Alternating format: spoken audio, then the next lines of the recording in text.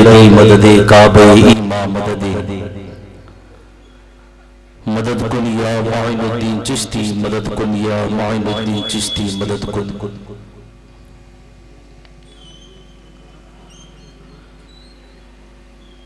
आइए कुछ अर्ज करने से पहले बारगाह रिसालत में हदीस दुरूद शरीफ का नजराना पेश कर ले पड़े। अल्लाहुम्मा सल्ली अला सय्यिदिना व। अब हमारे दरमियान जो है अल्हम्दुलिल्लाह ज़्यादा फासला नहीं है, बिल्कुल कुछ देर में करीब है अल्हम्दुलिल्लाह, जिनका इंतज़ार करते हुए हम बैठे हुए हैं, जिनकी तकरीर सुनने के लिए आप भी तैयार और हम भी तैयार है। मुफ्ती अनवार अहमद कादरी साहब क़िबला दामत बरकातुहुल आलिया इंशाअल्लाह तशरीफ़ ला रहे हैं कुछ ही देर में। तो थोड़ी सी गुफ्तगू मैं आपके सामने करता हूँ। हमारे हाजी भाई जो है आपके दरमियान माशाअल्लाह बहुत सारी बातें अर्ज कर चुके, तो कुछ इस नाची से भी सुन लीजिए। जिस आयत मुबारका की तिलावत करने का शरफ हासिल किया गया, अल्लाह तबारक व ताला वाज़ेह तौर पर इरशाद फरमाता है, कुरान मजीद में 3 उसूल है और 3 तरीक़े हैं और 3 ग्रोह से अल्लाह ताला ने मुखातिब फरमाया। आप याद रखें 3 ग्रोह से, एक है अहले ईमान, एक है कुफ़ार और एक है मुनाफिकीन। ये 3 है जहां पर अल्लाह ताला ने कुफ़ार से कुछ कहना था, रब को पैगाम देना था, तो अल्लाह ताला ने कुफ़ार से इरशाद फरमाया, कहा, हुक्म दिया और आगाह फरमा दिया। और मुनाफिकीन का भी जिक्र है और मोमिनीन का भी जिक्र है।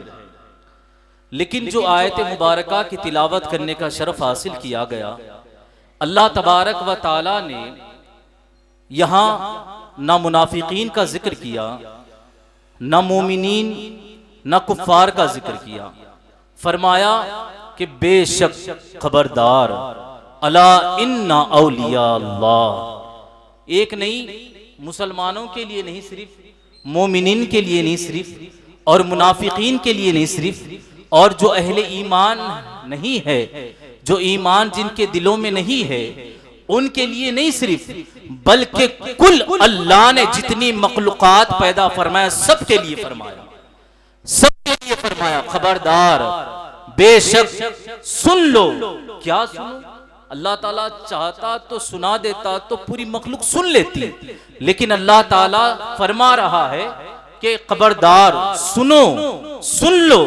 क्या कहना चाह रहा है? क्यों? अटेंशन। अल्लाह ताला जब कुछ कहता है तो यूं ही इरशाद फरमाता है। लेकिन अजीजान मिल्लत इस्लामिया, ये कोई ऐसी बात नहीं थी जो आप इसको सुनकर नजरअंदाज कर दे और अल्लाह ताला आपको माफ फरमा दे। नहीं नहीं, बल्कि अल्लाह ताला ने अटेंशन इसलिए कहा कि तुम आगाह हो जाओ, अगर इसमें कोताही करोगे तो मेरी बारगाह से तुम्हें माफी नहीं मिलेगी। इसलिए अल्लाह तबारक व ताला ने कुल कायनात को कहा, मैं जो कहने वाला हूँ ये बहुत बड़ी बात है, ये बहुत बड़ा मामला है जो मैं जिक्र करने वाला हूँ, इसको सुनकर तुम अपने दिलो दिमाग में बिठा लो। क्या है? कहा अला इन्ना औलिया अल्लाह, कहा कि सुन लो, खबरदार मेरे वलियों को, कहा मेरे वलियों को, अल्लाह के जो महबूबीन है उनको कहा, क्या कहा? उन्हें कोई खौफ नहीं, कोई गम नहीं होता, कोई खौफ नहीं, कोई गम नहीं होता। अल्लाहु अकबर। अजीजान मिल्लत इस्लामिया, अब इसको थोड़ा सा खोलते हैं ना, आप देखते चले जाएं कि अल्लाह ताला ने ये तो कह दिया अल्लाह वालों को कोई खौफ नहीं रहता, कोई गम नहीं होता। उन्हें क्यों नहीं होता? कोई खौफ किस चीज का नहीं है, किस बात का उन्हें खौफ नहीं है? तो मुफस्सिरीन फरमाते हैं अल्लाह तबारक व ताला ने उनके दिलों को चुन लिया है, ईमान के साथ उनके दिलों को पसंद फरमा लिया। अब जब पसंद फरमा लिया तो दुनिया की कोई ताकत उन्हें तकलीफ नहीं पहुंचा सकती और आखिरत का कोई गम उनके करीब आ नहीं सकता। और इसलिए कहा गया कि अहले ईमान के पास जो जो जाएगा अल्लाह का महबूब बनता चला जाएगा।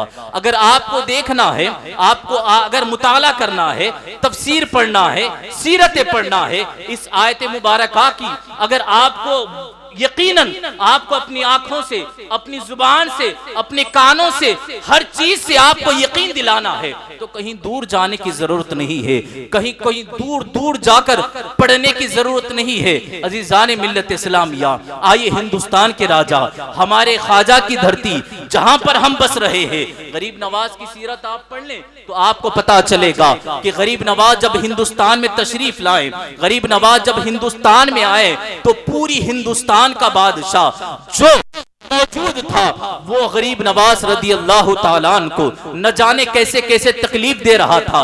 बल्कि आखिरी एक जुमला आपके सामने पेश करता हूं। गरीब नवाज के सामने उस बादशाह ने गरीब नवाज की बारगाह में यानी पानी को बंद कर दिया तो गरीब नवाज रदी अल्लाह ताला ने उसके पानी को बंद करने को और उसके उस खौफ को, उसके उस बादशाही हुकूमत से डरकर गरीब नवाज वापस नहीं चले गए, बल्कि गरीब नवाज के दिल में ईमान की ऐसी चाशनी थी, मुस्तफा की ऐसी मोहब्बत थी कि अल्लाह अकबर, गरीब नवाज सब बैठ गए हैं तो गरीब नवाज सब अपना फैजान को जारी कर दिया, बादशाह बदल गया, गरीब नवाज हिंदुस्तान के बादशाह बन गए।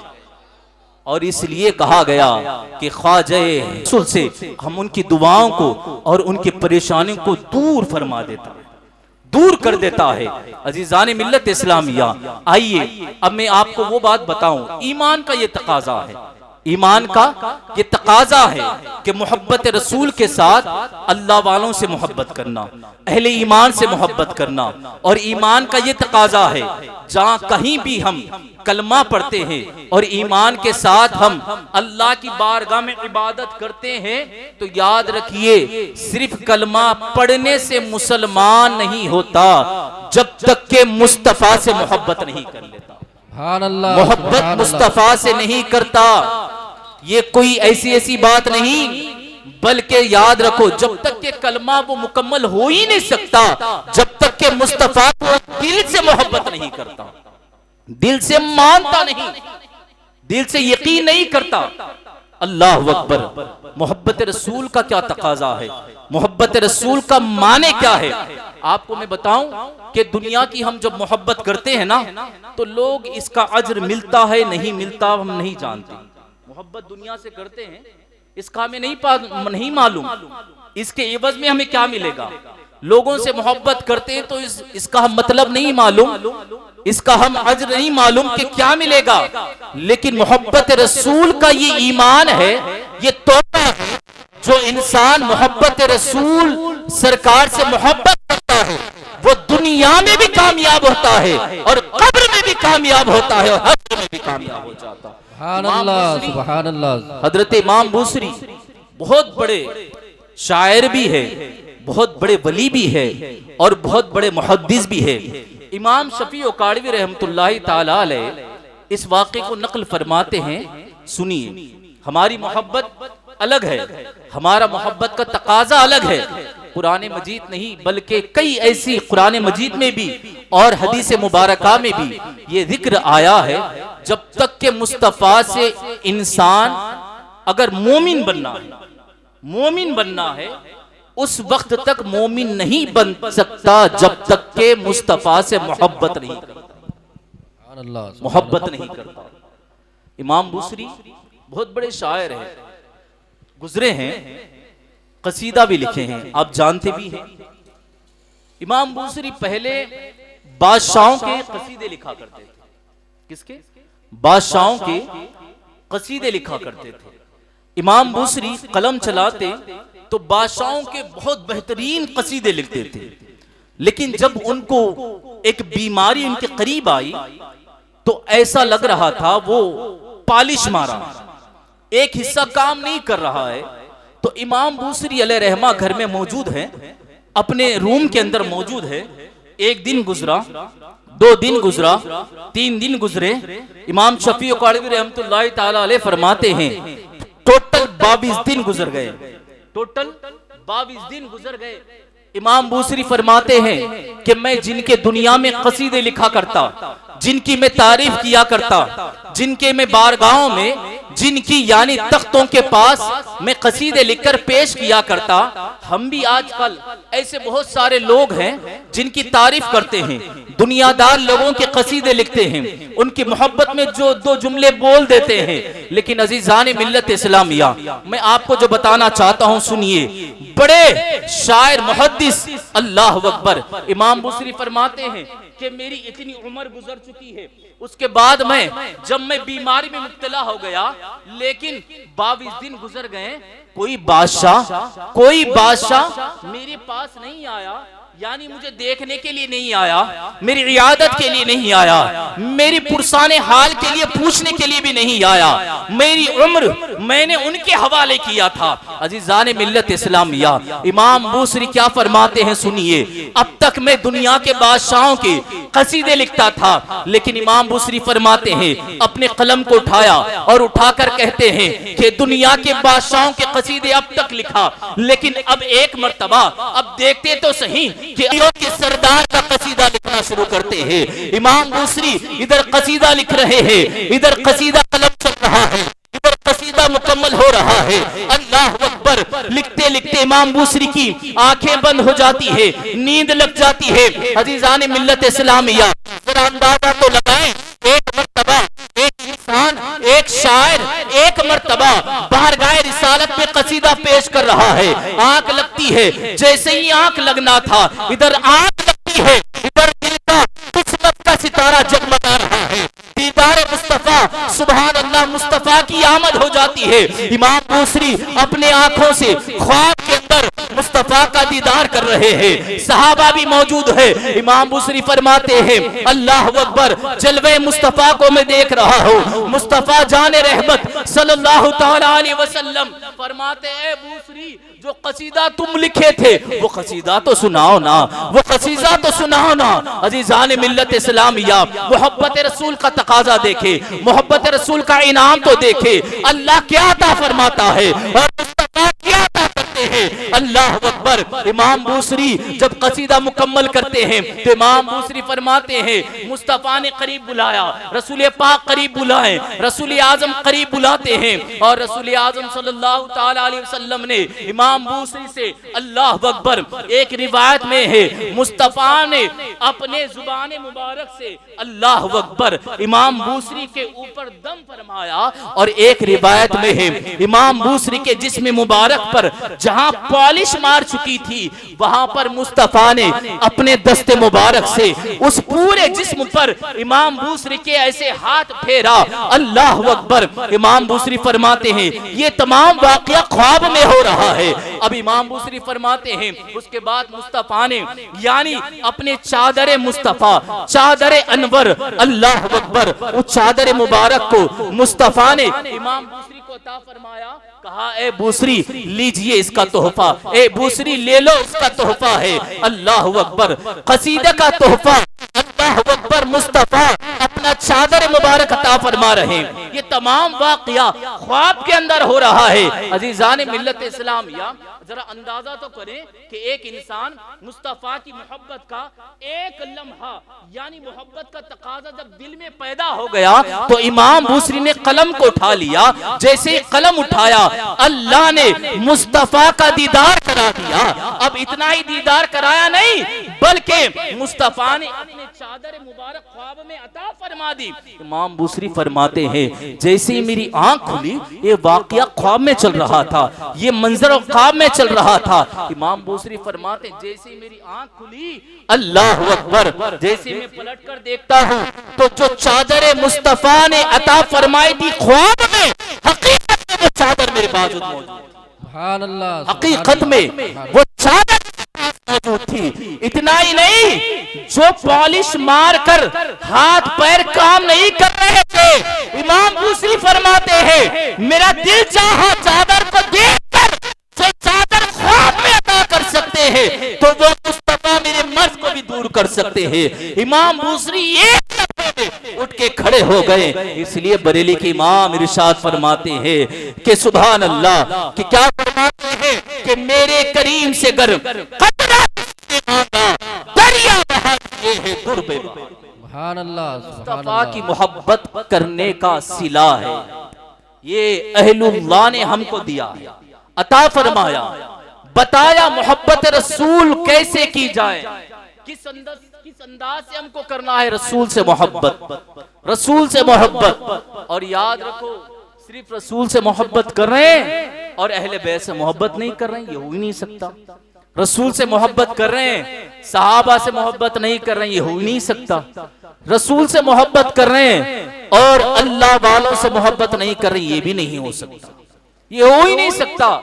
जो मुस्तफा से मोहब्बत करता है, महबूब के तमाम महबूबीन से भी मोहब्बत फरमाता है। सुभान अल्लाह। और याद रखिए, हम अहले बैत की शान को हम क्या बयान करें, कुरान उनकी शान को बयान कर रहा है, कुरान उनकी शान को बयान कर रहा है। सुभान अल्लाह। अरे अहले बैत तो वो हैं जिनके घर में खिदमत करने के लिए अल्लाह ताला फरिश्तों को नाजिल फरमाता है। सुभान अल्लाह। उस अहले बैत की शान को हम क्या बयान कर सकेंगे, हमारी जुबान तो गंदी जुबान है, लेकिन वो पाक जात है जिनको अल्लाह ने पूरी नस्ल को पाक फरमा दिया, पूरी नस्ल को पाक फरमाया। आप सोचिए, इंसान का जब निस्बत हो जाती है ना, तो वो शय मुमताज होती है। ये बहुत ज्यादा मशहूर है ना जुमला है ना, जो जिससे निस्बत करती है वो चीज मुमताज हो जाती है। अगर दुनिया में कोई लीडर है, उसके साथ कोई रहता है, तो लोग उसको इज्जत की निगाहों से देखते हैं ना। कोई बड़ा सेठ है तो उसको भी इज्जत की निगाहों से देखते हैं, उसके करीब जो आता है उसे भी इज्जत की निगाहों से देखते हैं, बिल्कुल देखते हैं। इमाम साहब है, ये तो ईमान है, इमाम साहब को इज्जत की निगाहों से देखना चाहिए। जो भी बड़े पैमाने पर है, बड़े ओहदेदार पर है, उसको इज्जत की निगाहों से देखा जाता होना भी चाहिए। अगर वो अच्छा इंसान है तो उसको इज्जत की निगाहों से देखना भी चाहिए, चाहे वो कोई भी हो, कोई भी हो। हमारा इस्लाम ये पैगाम देता है, सिर्फ ईमान वालों के साथ हुस्ने सुलूक करना ही नहीं, जो अहले ईमान नहीं है उनके साथ भी हुस्ने सुलूक करना है, उनके साथ भी हुस्ने सुलूक करना है। मक्के के अंदर मुस्तफा ने 40 साल बज़ाहिर ऐलान नबूवत से पहले सरकार ने 40 साल कुछ कहा, अखलाक पेश की, यही ना। कुल कुफ्फार, बड़े बड़े कुफ्फार ने जब मुस्तफा की उस अखलाक को देखा तो पूरे अरब में किसको अमीन नहीं कहा, सिर्फ मुस्तफा को कहा, सिर्फ मुस्तफा को कहा। तो ये तकाजा है ईमान का, कोई भी हो, अगर वो गुस्ताख रसूल नहीं है, वो गुस्ताख नबी नहीं है, तो हम उसको इज्जत की निगाहों से देखना। अखलाक ही है, आदाब ही है ना। तो मैं बता रहा ये था कि जो शय निस्बत करती है वो मुमताज हो जाती है। हजरत इमाम